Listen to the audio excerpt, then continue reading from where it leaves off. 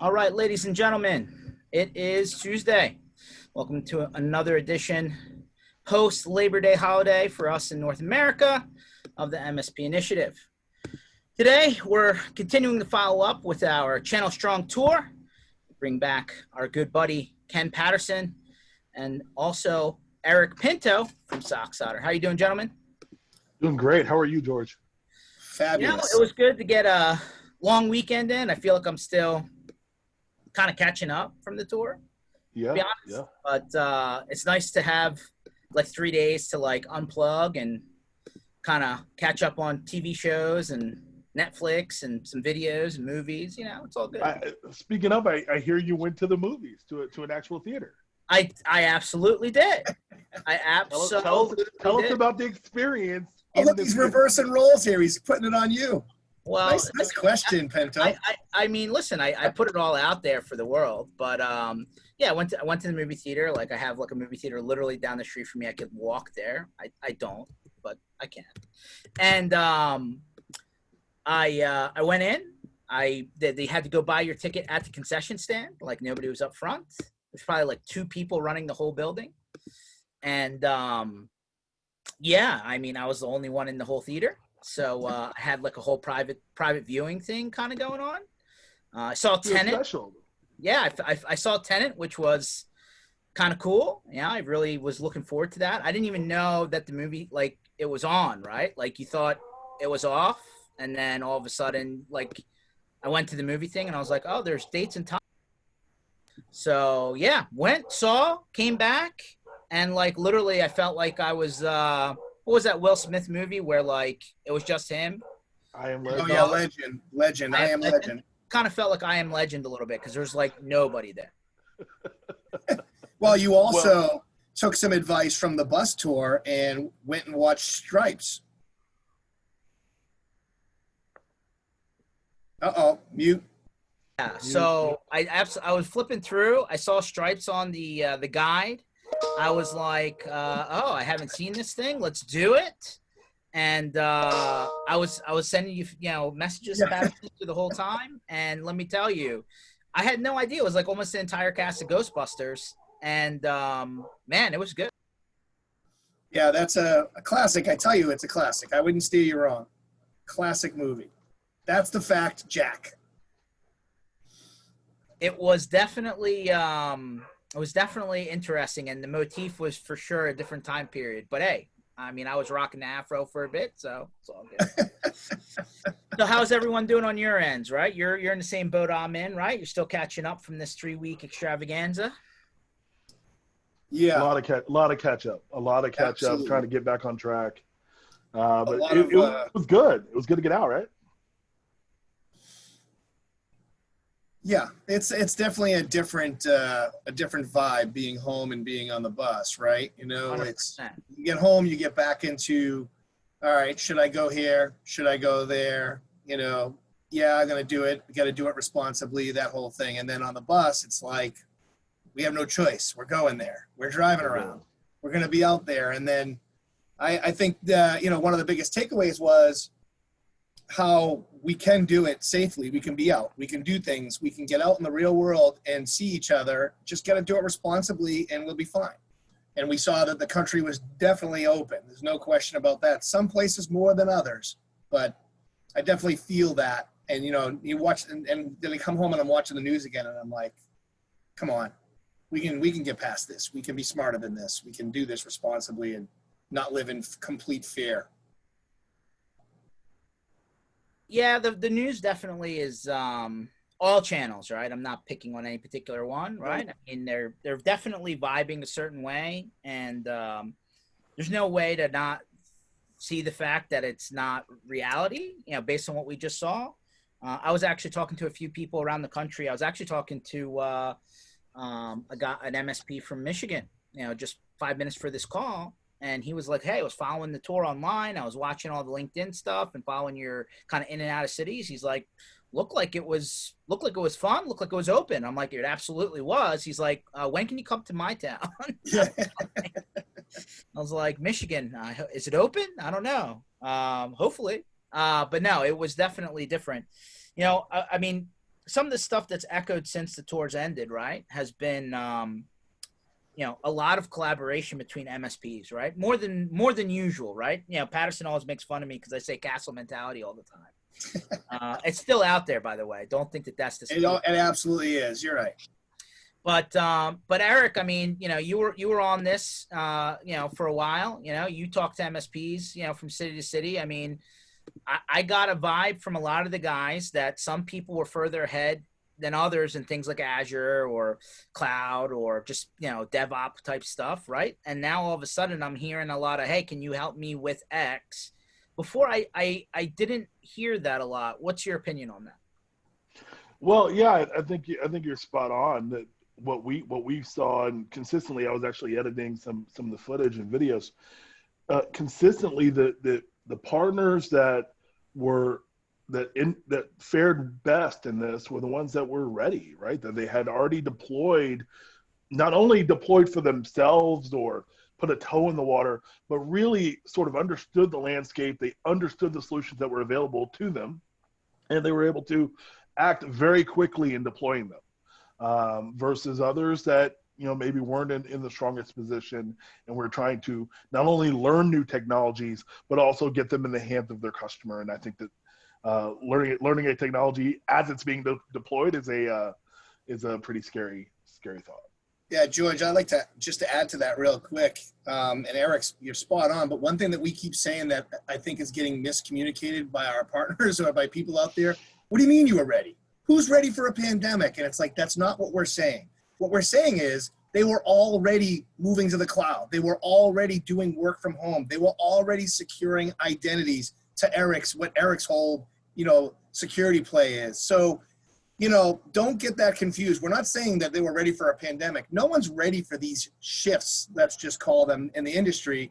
But you're more ready by moving in the right direction when you're supposed to. So to Eric's point, some of these guys were already doing all of this. I mean, I'm sure, Eric, your company was. I know George's company was. PEX 8 moved 500 people to work from home over a weekend because they were already doing it. I was doing it. I was working from Boston. So I think that's what we mean by ready. I hear that, Ken, but you got to understand there's, everybody's in a different place. And right. I think some of the conversations that have been had, or some of the things that are, I call them domino effect situations, right? Where it's like, well, we're going to do this now to pivot because of the situation that got forced on everyone. Oh, but by the way, now 3, 4, and 5 of the things that we talked about have now triggered all at once. And, I think that, a lot of those things usually resolve around financial money type things, right? Your customers just either say they can't afford to pay, don't find the value, whatever it is. And then all of a sudden they were forced to go down that road. And I still got the feeling that a lot of that was duct tape work. It was not the legit permanent projects. It was the, hey, I'm going to do the absolute can and string method as short and as sweet and as simple as possible, thinking that there's a turnaround, shortly down the road. But we're kind of 5 months in, and that turnaround, we're seeing it now, right? But I mean, we're hearing a lot of major companies, probably smaller companies too, saying, hey, don't expect to come back in the office until June 2021. Well, that's not a short window, right? So right, I feel like, and again, security's in the middle of all of that. I know Eric comes from that background, and Ken, we talk about security focused MSPs all the time. But I just think like a lot of people did the maybe not so right things in order to get people to work remotely, and have not gone back and cleaned those things up. Yeah, well, you're also bringing up a point that even guys like Matt Lee and some of the industry experts, I'd say the guys that do this security stuff from an MSP perspective, said the same thing. Look, even some of the larger MSPs, because they couldn't force their customers into doing the full right thing, they had to do some things in the interim to get them up. So they know, on top of all this work that was done to get them to work from home, now they have to go back and clean some of that up and get back into what it is that, what's the absolute right way we need to do this, right? And so it's not just the small guys. The big guys had to move fast. And because they moved fast, some things got missed, or some things didn't get pushed to where they should be. So I agree with that. Yeah, I mean, of course things got missed. I mean, we catapulted 3 to 5 years ahead. Right. Everyone wants to talk about the digital transformation, right, or the new landscape. we catapulted 3 to 5 years ahead on that schedule. So no one was ready for a pandemic, but certain players, I think, were looking down the road 2 years and 3 years, and they were able to then forecast. But George, to your point, everyone now needs to, circle the wagons, get a true assessment of where you are, have a deep dive conversation with your customer. Yes, it's going to affect the economics, but maybe there's a way to leverage the change to, for the good and to help them get 3 to 5 years now down the road. But this is the time to do that. There's a counter to that, right? If the customer's just not going to do it, if the customer's saying, nope, won't do it, can't do it, don't ask me, then an opt-out needs to be documented, right? Legally. Sure. That's exactly right. Or the MSA has to be amended, right? So that they understand that, hey, like our MSAs were written based on the fact that you're sitting in an office with some outliers.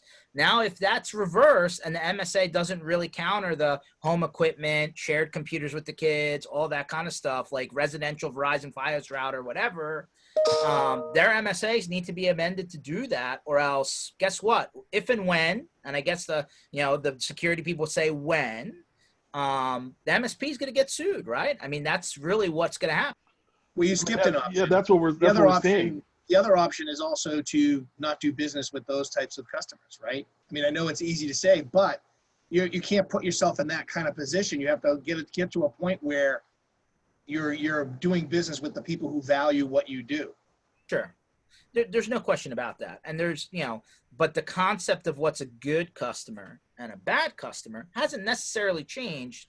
But I think there's a little bit of flexibility that occurred in the beginning part of this. But the loop back on that flexibility hasn't been closed. And see, that's where we're at right now, this super great period. Right. That's right.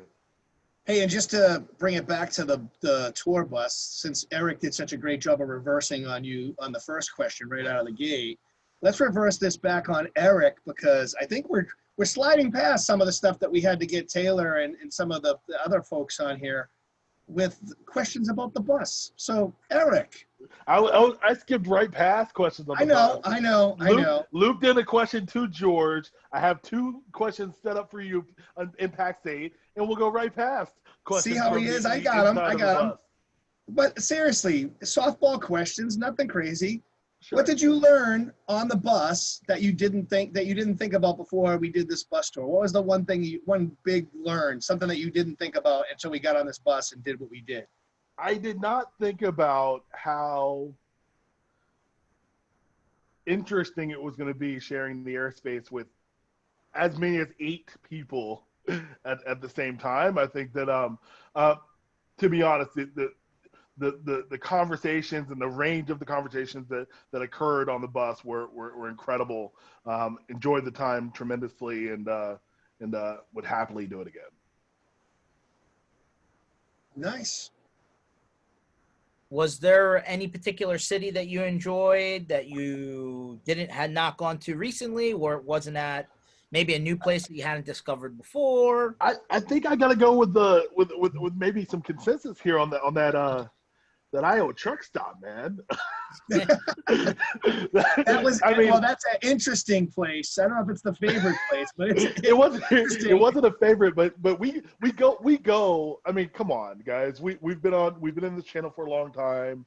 We go to the nicest hotels and the finest of cities, and we have great time doing so. When are we in like the middle of BFE Iowa? It was Iowa, right? At a truck stop at midnight or whatever it was. The truck stop. And that place was hopping. And that place was hopping. It was hopping at midnight or 1 in the morning. So I think it was the interesting places that I liked more than anything, right? I mean, we've all been to hotels, good and bad, right? But I'd never been to the world's largest truck stop until this trip. I'd never seen a semi inside. I'd never been to a place where I could get my teeth worked on, have a haircut, and do my taxes and get legal advice on the same floor. Well, you forgot about you could also get your dead animal stuffed. Just saying. Correct. And a taxidermist. Correct. taxidermist and tax preparer. That's pretty crazy. All in one place. 2 taxes, 1 spot. Right.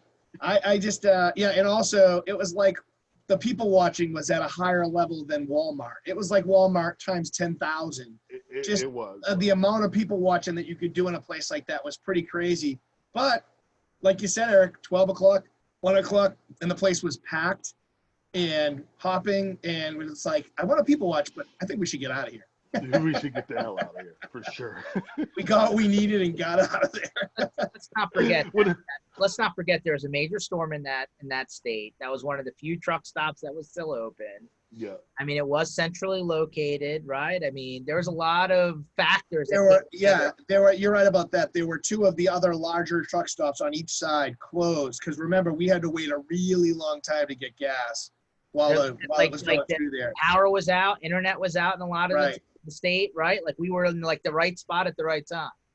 Yeah, you know what? We probably should have did a little more homework. We could have been driving right into that storm. We were like, "Oh, what's going on? Let's get out of here." Yeah, we dodged a pandemic, a hailstorm, and tornadoes. I think all in the same night. So yeah, pretty interesting. I mean, we got good luck at the right time. What can I say? Was there any particular food truck, restaurant, food venue that you liked more than others? I mean, there was a lot of good food on the trip, actually. There was a lot of good food. I think agreeing with you, the funnel cakes were were a different direction. So I think that was good. It was all good. I mean, I think the idea of bringing in the food trucks was one that I hadn't considered early, and when you guys brought it up, I thought it was excellent, right? Because now we're not only employing a local business, but really, an entrepreneur, typically a solo entrepreneur that's his whole living's wrapped up around this truck, and this truck hasn't been anywhere interesting in months. And we're deep into the summer. Also, they can do it responsibly, right? The food truck can do it responsibly. It's 1 meal at a time, right? And so it worked out so perfectly. And then we have the guy in Memphis who literally came to tears in the video, was so happy. Him and his wife were so excited. That's the type of stuff. You're right, Eric. That made everything. That between that and the food bank stuff, it was just like, man, this is really, really cool. Who would have thought it would be, this widely accepted on that side, and be able to help that many people. Those are the things that impacted me more than, as much as getting in front of partners, I think is important, and I really certainly enjoyed that. But meeting the small entrepreneurs, the food truck owners, those are the types of conversations that really hit home, because that's the industry, quite frankly, that was hit harder than anything else, right? We happen to be in a fairly resilient industry that is that is the backbone of small business, right? So we're fortunate in that way. Retail and restaurant, didn't have that luxury. Right, 100%. No, I mean, along the trip, we found almost every business that we went to go seek out was open, right? Retail, right? We were, making sure to pick up certain things along certain times, right? Just restocking certain things along the way. It wasn't just the big box stores, right? Patterson, we stopped by that wholesale spice place. The chili spot there. Of the desert. That was open out of nowhere. Yeah, it was open. I don't know. You want to share what they had hanging up in there, but Yeah, guys, because this was part of your secret, your moving of the truck. And I think this is what people don't realize is that on the weekend times, the truck had to go from one place to another, and you two battled it out the entire time. So you moved the truck from California, was it, all the way to Houston, and had a lot of shenanigans and good times along the way, from what I saw. Tell us more about that. I had 2 firsts. I had a first and a second back to back. Border patrol stops. That was a first. I've been pulled over by many a police and stopped by many a TSA agent, but they knew you were coming, Bardici. Yeah, I don't know. If they knew he was coming, it would have been worse. All I could say is I never seen George sweat so much. And he was in Kansas City with 100 degrees and 100% humidity. Still sweat more on that truck when the Border Patrol stopped us. Hey, I wasn't driving, okay? That's all you need. True. That's how we made it out okay through those stops. Well, I don't know. Slade tried to get you in there and have you, he wanted the guy to play a joke on you. I'm like, why would you even start that conversation? He's Nah, like, hey, I got a guy back here that would really be freaked out. The guy's like, no, move on. Yeah, that's when I Thank pulled God. the tape down. You know? Thank God. Yeah, no, that wasn't gonna go well. No, yeah, we had the spice place. We stopped in Tucson on the way over. And then we ended up in what is it? That brewery in Las Cruces, New Mexico. Las Cruces, yeah, in the middle of a neighborhood.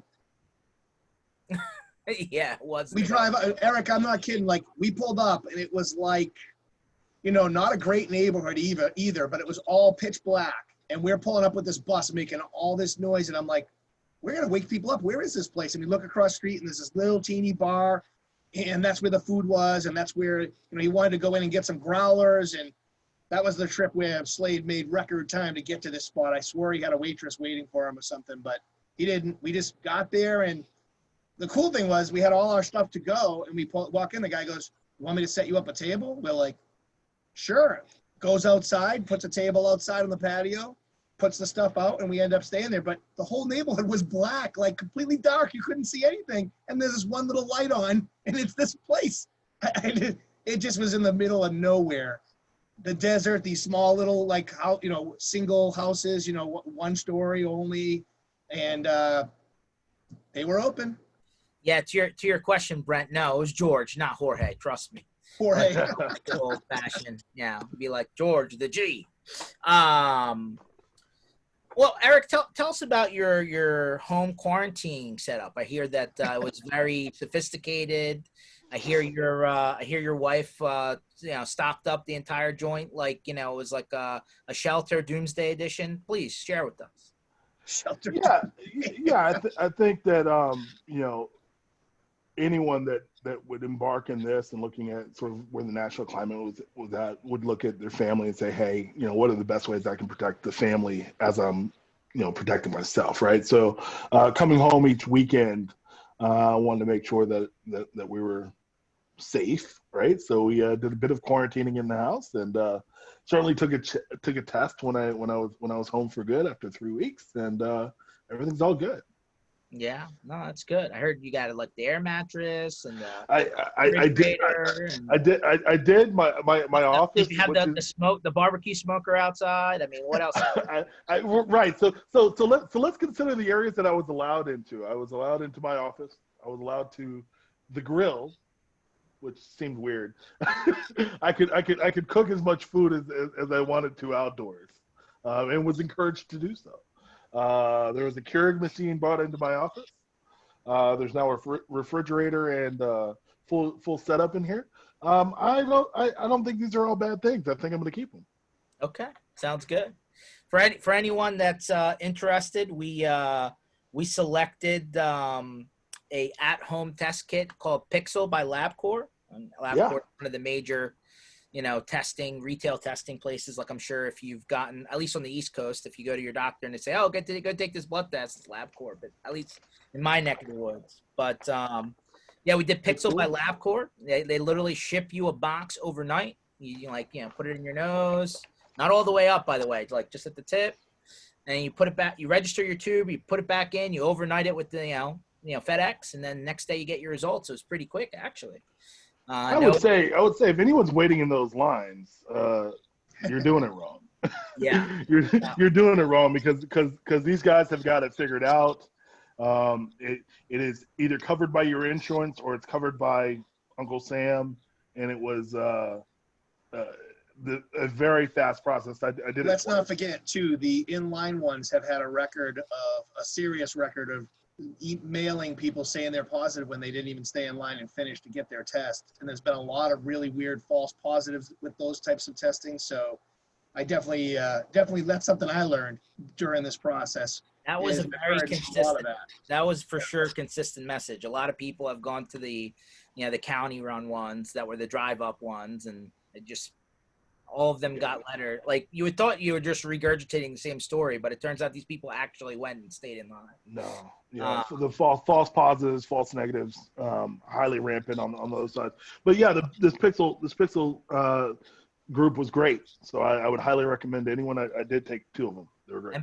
And Brent, trust me, we had other excuses to be social. The COVID test was definitely not our top Yeah. pick.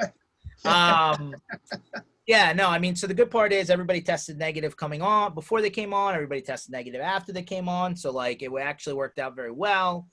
And of course, one of the things we wanted to make sure was that we could turn that around real quickly. I was surprised. I mean, out of all the things that I've ordered online, right, Amazon or Netflix or whatever, I mean, this was as turnkey as I ever imagined, really. Did everybody have the same result that you did, though, George? I mean, when you went to drop off your results for FedEx to ship out, they kind of backed off you like you were dropping off something radioactive, right? Oh, dude. Like, you go to, like, I went to the FedEx, like, the local FedEx drop, like, which is not just the box, right? It's, like, the retail store. And, like, you show up, and, like, on the corner of the envelope, it's, like, hey, this has, like, human being fluid, like, signal on it, sign. And, like, immediately, like, they back away from the counter. They go into the back, gloves. I got this big plastic thing. And I was like, all right, dude. It's like, well, this is the protocol. I'm like, hey, you do what you got to do. I just need to make sure my test result gets back. On my second one, they did that. Yeah, on the second one, the guy definitely knew what it was and was like that, and just pointed. So yeah, drop it over there. Right. That was mine. But he definitely knew what it was. Or maybe I was just hypersensitive to it because I had heard your story. Either way, they were definitely. See that glowing barrel over there? Drop it in there. Yeah, that one. That's the George pile. Go over there. Yeah, for sure. No, it was good. I mean, the other thing was everybody had very creative masks. I know that's like it's like a whole fashion trend now. By the way, it is. Sure. My most creative mask was from Eric. Yeah, I gave you a mask on day 1, and you kept that same mask for 3 weeks, I think. I washed it. It washed well. I washed it with my laundry, and it was the best. You know why? It was the best mask. It was comfortable. I cleaned it. It worked really well because my other one broke. It was like day 3 or something on the trip, and I'm like, what the? And you're like, here you go. Yeah, I had the 3-pack Eagles NFL, like, official mask. I did wear the black ones every now and again, the ones that we bought to give to everybody. I did have those on every once in a while when mine was going into the wash. But it was a good mask, so I was like, I'm sticking with this thing. And it definitely was a much more heavy duty than a basic mask, so I appreciated it. Well, I mean, listen, if you want to go around, efficiency, I mean, how many hotels had the remote control and the phone in saran wrap? Yeah, that was interesting. Well, all right, so let's rate the hotel chains. We stayed in a bunch of different ones.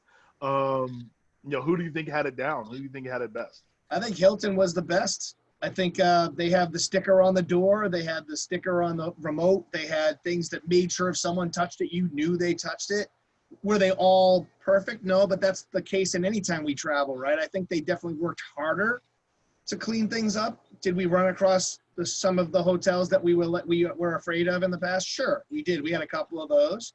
I think the Marriotts were not as good as I thought they were going to be in some cases. I think that they were definitely a step behind Hilton when it came to making sure you knew stuff hadn't been touched, right? That sticker goes a long way. That crime tape on the door that says no one has entered this room since You're going into the crime scene, right? Yeah. I feel like whoever came up with that is genius because it costs them really nothing to print these stickers. 5 cents, 10 cents, right?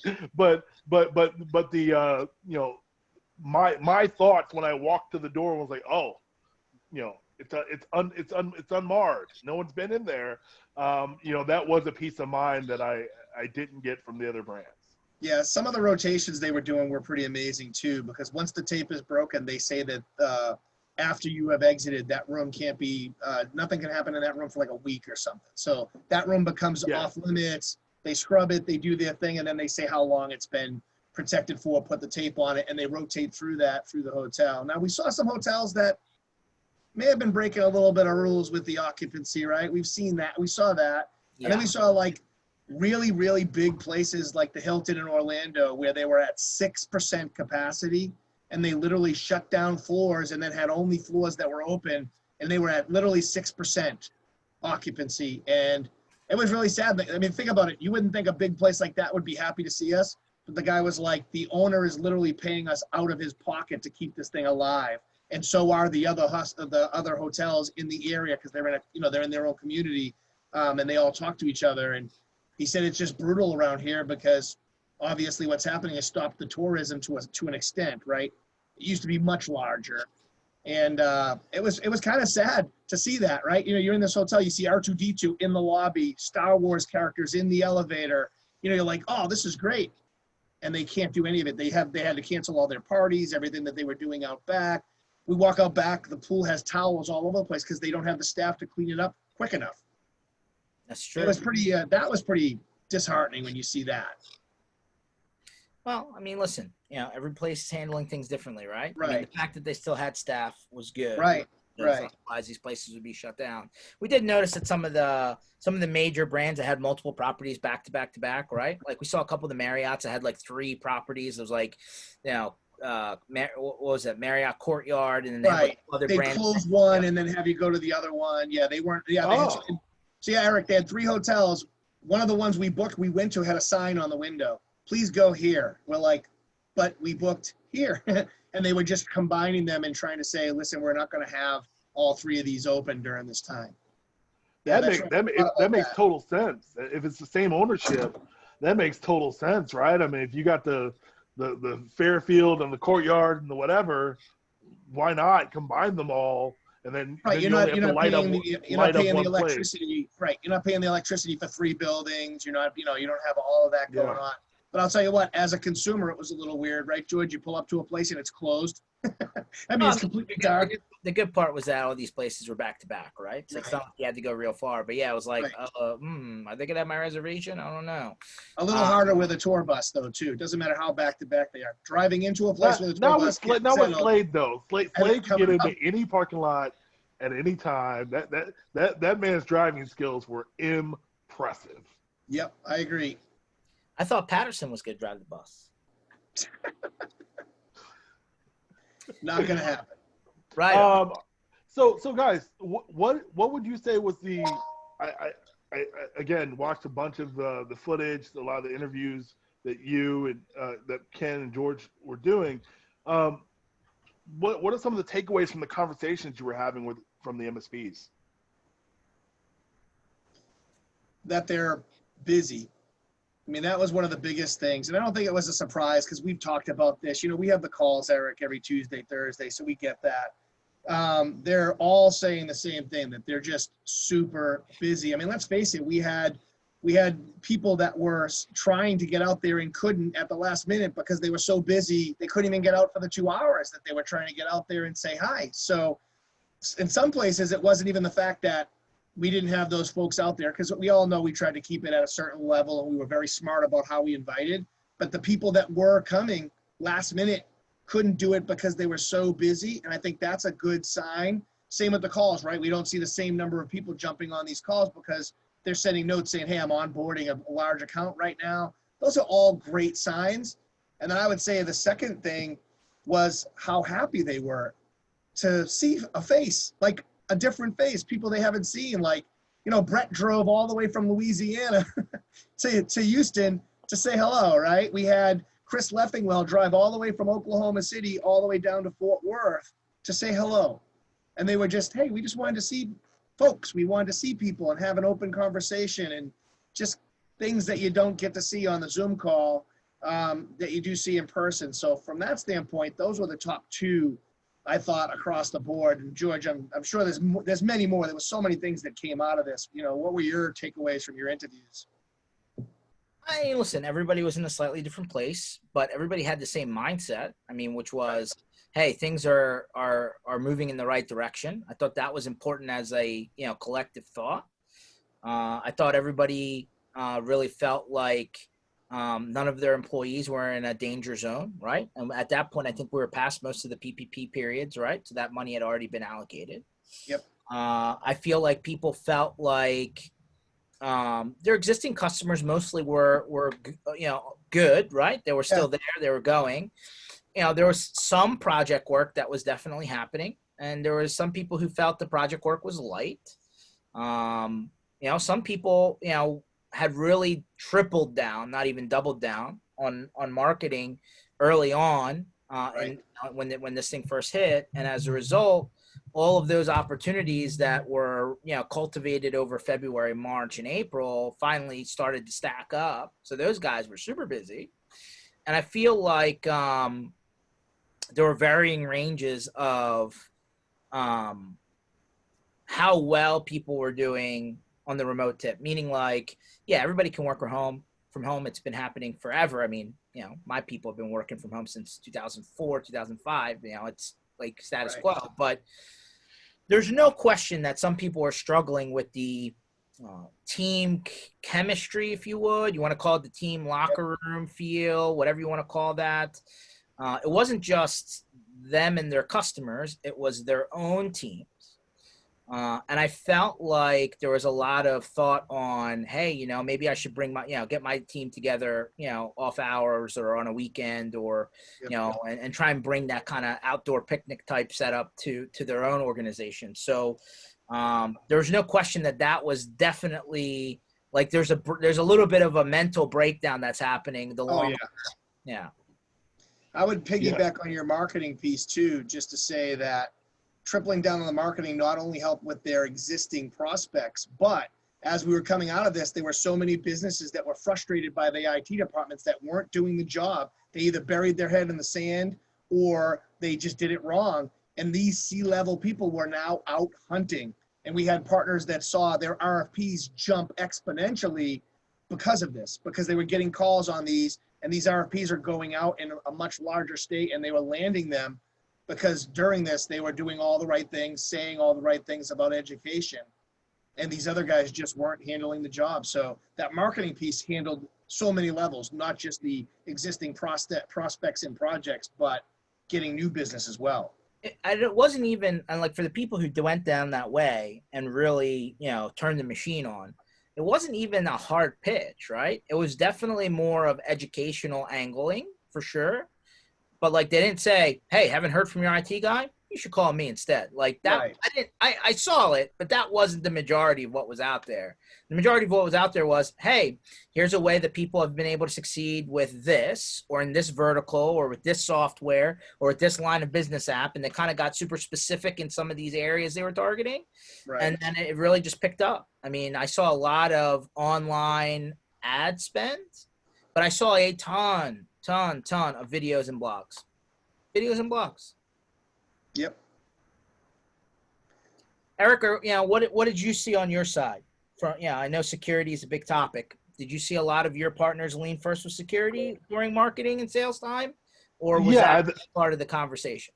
Yeah, I mean, I'll I'll take the opposite thing. I think it's almost overplayed at this point. Like, everyone has leaned so heavily into a security conversation and throwing product. But I'm really excited on the vendor side. I'm excited now to see some of us spending some time on education and really helping partners to understand where stuff fits, right? Because we can market security. Half the stuff that's being marketed as security isn't even security. It's something else, right? But I think because security touches a lot of different things, it gets lumped in. That said, it was obvious on the road that the partners that had invested early and had really thought about thought about the long game were the ones that were benefiting the most 6 months into this. Yeah, it was curious. A lot of people started to realize that that the manufacturers, whether you buy through a distributor or whether you're buying direct from a Dell or an HP or even Microsoft Surfaces or whatever, a lot of the people started to realize that these guys have all rolled out some sort of hardware as a service program. And so, like, immediately when they realized their customers maybe couldn't afford to buy laptops for everyone and send them home, that they piggybacked on those deals, right? Like those 120-day out, or just go into a 3-year kind of hardware as a service or 2-year hardware as a service where it's like $40 or $50 a month or whatever it is. So I think a lot of those programs popped up, and I think a lot of people who couldn't put the cash out, right, because it was a risk, kind of picked up on that as well. Cause like for a minute there, you couldn't even get a webcam. Like you couldn't go anywhere. Yeah. Right. I was about to say that. I was about to say that. I think that, like, as I was saying before, the ones that really, were able to think ahead and say, what is this? How is this going to impact my business and my customers' businesses? Were really in a strong position, able to go out. We bought at least 4 months worth of hardware because we knew that, because of this being a global challenge, that there would be some issues getting hardware, down the road. So we made that bet and, spent 4x what we normally would spend in March to make sure that we were all set. I think that some partners that were putting in those orders, getting laptops, doing those things were smart. I relate this to my neighborhood here. My neighbor across the street in April bought a inflatable or backyard pool. We have a huge pool in my neighborhood, community pool, and she bought one. I was like, why is she buying one? We live across the street from the neighborhood pool. Why is she buying this thing? And she was talking about, and they're getting it set up. And then we got 2 months into this concern. The neighborhood pool still hadn't opened. Yeah. It's been another 2 months and it still wasn't open. 4 months in, and her kids were the only ones swimming in the entire neighborhood. Hey, it's a smart move. I'll tell you what, my community. You could not buy one on Amazon. But she bought it, the last week or two that you could possibly get one. The community pool here is wide open, and I can tell you what, it wasn't like the movie theater last night. It's busy. That's interesting. Well, you see now, it's open now. It's open now. Yeah. Did you see this thing now, though, Eric? This new thing? It's like a pool as a service. These people at rich houses that are not there are renting their backyards out to families that don't have pools and don't want to go to a public place. So they'll go to there. It's private for them, and they pay $500, and they spend the day in this backyard of this nice place. Forget Airbnb. It's pool B&B. Right, and they just come in. They only use the backyard. It's crazy, but I'm like, that's not a bad idea. I don't like people. I'm not like a germaphobe, but I don't want like a bunch of strangers hanging out in my backyard soaking up all my good pool water. No, I'm good. There's chemicals. There's a lot of chemicals there. A lot of chemicals. Bro, I'm good. That's where that's where we'll draw the line. Well, Eric will draw the line on shared backyard pool. You cannot rent my space. No. All right, we got it. But that is happening. It's crazy, but it's working. Like, people are going nuts over it. They're just, instead of going to a public pool where they know they can't go to, they rent somebody's pool, and it's. Would you do it? Would you do that, Ken? Would you go and rent somebody's pool and go and hang out in their backyard? And, no, man, I bought a soak up their lawn chairs all day. Well, Ken's pool shut down for the season. That's right. I just took it all down. So I had a pool. I had an above ground pool, and it was breaking, so I took it down. And then my daughter wanted a pool, so I'm like, okay, crap. And I got like a one of those Intex, the ones you build up, not inflatable, but you strap it up real quick. And it was bigger than I thought it was. It was pretty dang big. Put the thing up at the beginning of the season. Of course, it worked out because didn't have to go to anybody else as I had a pool. And then just this weekend, that was my weekend, taking that damn thing down and then looking at my lawn, what it did to my lawn. You get circled on the lawn? Yeah, I got the crop circles out there like an alien landed in the middle of my yard, yeah. So Eric, flying barbecue, what can you tell us? Oh, George, your volume's down. Oh, yeah, can you hear me now? You're a little low, but you said barbecue, what? Yeah, flying barbecue. Flying barbecue? Flying pigs? Yeah, like airborne barbecue. I don't know what you mean. Your volume's way down, George. I don't know what's happening I there. can hear him though. But I don't know what you mean about the flying barbecue. Nah. Now you're all done. Ken, can you tell me what he means about flying barbecue? I have no idea what he's talking about. I know I missed some time on the bus and we haven't covered that. But was that an inside joke that I missed on the actual bus? I don't think so. I'm not sure. He's asking about barbecue. Either he's probably asking about, we talked about renting the pool. Maybe he's talking about renting you out since you had the barbecue out back your house and you could cook for people. I don't know. Maybe. George, are you back? Can you hear us? No. Nope. Technical difficulties. He'll come back on. He'll come he, back on. He gone. All right, It's best not even barbecue. the bus. Usually it's my basement internet that causes the problem. Well, since he's gone, I'll say this with no interruption. Best barbecue is here in Texas. You guys should have seen that when you were here. Did you have good barbecue in Texas? Always have good barbecue in Texas, yes. And even on I mean, I wouldn't say even, because some of these food trucks were pretty damn good, like just good in general. Nope. Something's broken there. Yeah, the barbecue in Texas was amazing. That food truck, a couple of food trucks in Texas that we had were really good. I mean, and let's face it, the barbecue truck in Cali was pretty good too. Yeah. There was a lot of good trucks. Shout out to F1 in Fort Worth, man. And that was a last minute. The Patriot Pig. They brought the barbecue to us, but JP just hooked us up out there. What a great time out at F1 in Fort Worth. Big shout out to them. For their that was really. I mean, they were all great, but that was definitely a noticeable one. Really, really good, and it was nice to see Chris come all the way down from OKC to go there, and you had Justin Dews pop out, and it was a good amount of people able to pop out there, and Wade DeVore, like people really came out and said hello in between their busy days. And then in Houston, we had the barbecue man who used to be a service provider, right? That's Wasn't right. That the story? Yeah, in Houston. Yep. So that guy was interesting. Yeah, he knew exactly what we were all talking about. He stopped doing IT and decided he was going to work a food truck. I'm like, oh, so these are our goals now. Here we got it.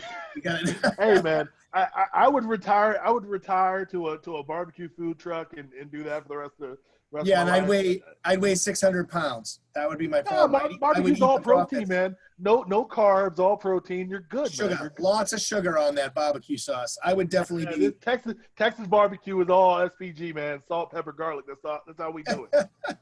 I definitely would have been. I definitely would be eating my own profits. There'd be no question about that. Bardisi, do we have you back in the fold here? No, when he does, he'll jump on. I know him. He's working on he's dialing in now. But this is what we do. This is about the community. The community steps in. We got a man down. We step in and we keep going and have him feel really, he'll get back in there. We still got his beautiful face, so we're good with that. We got that. He is looking good. Bardisi, you're looking good, man. He got some sun. Me too. See, this is all lights. I'm not as tan as him. He's definitely got the better tan. Did you get some new lights in there, Ken, in the basement? I got one new circle light from the trip that I'm using, but it's. I was gonna say the circle light on the trip. I hope you got that. That was a good light. Let me see. Watch the difference. Oh yeah. Definitely gives a light. The problem is this camera overcompensates, and sometimes it pulls out color and changes. It's a little bit different, but I have this camera thanks to our community because I didn't have a camera when this whole thing happened other than my one on my laptop. And Reese from Tech Vera sent me this one. So that's our community pulling together. Yeah. I use my phone. It does pretty good. My room, this room is pretty well lit, but I do have a light over there. You got me backlight, sidelights. George, yeah. It's good to see you. Yeah. It's good to hear you too. Yeah. No. I was talking about airborne barbecue and you're moving Tesla. Airborne, now I got it. Yes. Best story ever. Maybe not. Yeah. Actually, the follow-up to it. Yeah. So the chase truck in week 3 with a Tesla Model X, courtesy of Socsoter. Yes, there was a barbecue incident where barbecue was placed on the dash. There was an interest to stop, but then there was an exit down the road, and then a hitting of an accelerator, a gas pedal, whatever it's called in the Tesla, and wait, what color was the interior, Eric? It was cream or white. It is now creamy white barbecue. Brown? Oh, God. Well, but Eric, the best part, the only thing that survived the crash was his coleslaw. Yeah. And then he ate his coleslaw, and then what happened? He found an eyeglass lens in the coleslaw. Oh, yeah. I forgot about that. Oh, come on. That's the worst thing I've ever heard. That was good. I mean, we looked it up. That was really good barbecue.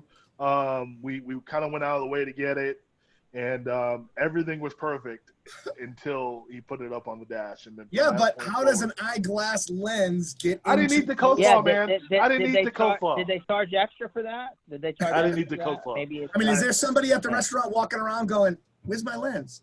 That's exactly no. I swear to you that is exactly what's happening. We got there right when they were closed. You know, barbecue joints closed at weird hours, so it was like 1:45. They closed at 2, and it was a little old lady that like ran the place with her husband and family. Was she wearing glasses? I guarantee you, she was wearing with both lenses, but I guarantee you there was a Mr. Barbecue in there somewhere that is still to this day looking for his left lens. That is well. Awful. Brent says glad it wasn't a glass eye. Yeah. Matt Lee. That might have been the one thing that was worse than finding someone's lens in your food. But I opted not to eat the coleslaw. I'm now glad that I did. It was offered to me multiple times. No, I'm good. And I'm guessing you didn't eat the barbecue off the seats either. So no, I had already eaten mine. I already ate my lunch. It was delicious. I was settling in for a long ride, and then next thing you know, it was an avalanche of barbecue flowing down the white seats and dash of a Tesla Model X. Wow. That was your own Matrix moment, huh? Right. It was for me as I dodged it. I think you should make a video, Eric, of ribs coming by your head. Yeah. I think that would be great. You guys are ridiculous. Well, since apparently you were supposed to be the DJ for most of the time, I don't think that worked out. Eric, was there? You was were there the DJ. You were the DJ. In fact, you did such a good job. There's a bonus video. There's a bonus video that is coming out tomorrow or the next day that features some of your excellent DJ work from the bus. He needed a push, though. Yeah. He needed a push. It didn't start out so well. I had to change genres. I will give you a hint. The Humpty Dance, and there's a head move and a whole thing, and you're in there. You're featured in it. It's gonna be awesome.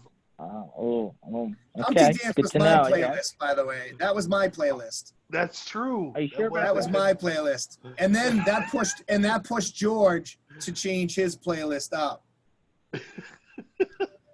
George's playlist got better during the day at the shows. The playlist got better as we moved on. You were making edits. Well, listen, you were definitely making edits. You're making edits every night, I think. There was an ebb and a flow. I mean, listen, at least my Google Music didn't just like change to YouTube Music overnight and just blow my playlist apart. Didn't blow mine apart either. Mine still works just fine. Yeah. Google Music was highly underrated, by the way. I don't know about this YouTube business, but I've been on the Google Music platform for a long time. All my tech heads out there know it. Google Music is a fantastic platform. We'll see how it does with But YouTube. Eric, you have to admit that I think I was underestimated. I don't think you guys expected my playlist. I did not. I did not. Ken, I think you surprised the world with that playlist. We all enjoyed it.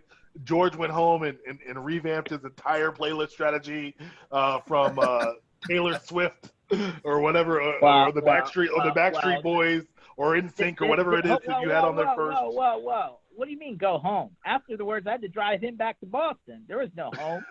I mean, you went to your hotel room and got busy with a playlist after Ken came out with his. Wow. Speaking of which, I guess I better take care of that little situation. I forgot to send that back in the mail there, Ken. What's that? The New York stop that shall not be discussed. Oh, yeah. You got a speeding ticket or something? What happened to you? No, definitely got a speeding ticket. Are you kidding? I will definitely. Oh, somebody says I guess we need to post that playlist. Patterson. I guess you're gonna have to take out the magic playlist and put it online. Yeah. No, we did. We had a little stop in New York unexpectedly, but I may have to go back. I may have to bring Patterson in as an expert witness. You get an inordinate amount of police stops or tickets, but you do get out of them somehow. Your lawyer is always on speed dial. Well, no, George Bardisi, attorney at law. That's it. You're looking at him. That's right. Ken, I think you should walk in playing Tennessee. That's what you should. Ken, you rode in the car. You rode in the car with George driving. Yeah. Was that your first time riding in the car with George driving? No. Yeah, because Alec was driving when you guys picked me up. No. Airport, right? Second time we picked him up at the airport with you in the car. Oh, was you driving or Alec driving? No, it was me. Oh, it was George driving. Yeah, when you guys picked me up at the airport that time last year, or whatever the hell that was. That's right. George can multitask like the best of them. I've never seen a laptop, a tablet, 2 phones, and a TI-81 calculator all being used at the exact same time. It's fantastic. You're showing your age, Pinto. It's like a TI-86 now, bro. A TI-81, man. Come on. Okay. There is no you had the 83. You're not that much younger than me. You had the 82 or the 83. You're not that much younger there, bud. But there you were with your TI calculator doing all types of things and safely getting Ken back to Massachusetts. That's fantastic. I was just going to say TI because I'm that old. I thought you had chisel, abacus, something like that. So I did have an abacus shirt. The slide rule. Yeah. Six. All right, gentlemen. Well, we are coming up on the closing minute here. Eric, where can people find you and your company online? Socsoter, www.socsoter.com. We are cybersecurity compliance for small business and MSPs, channel only. Of course, you can find Ken Patterson every Tuesdays and Thursdays on the PAX 8 community call, open to the world at Not MSP PAX 8, Initiative. not PAX 8, just the community call. The Ken Patterson community call. How about that? and then MSP Initiative, right? Every Tuesdays and Thursdays, 1:00 Eastern time. All of these videos are recorded. They're online. MSPinitiative.com. You'll see them posted there. Stay tuned. We have more from the tour. We have some other ones sprinkled in, and you'll start seeing some interesting panels like this start to pop up, where we get some interesting feedback from some very, very loud people in the industry. Thank you very much, gentlemen. Appreciate your time. We'll catch up with you later. Thanks, bud. You guys. Bye-bye.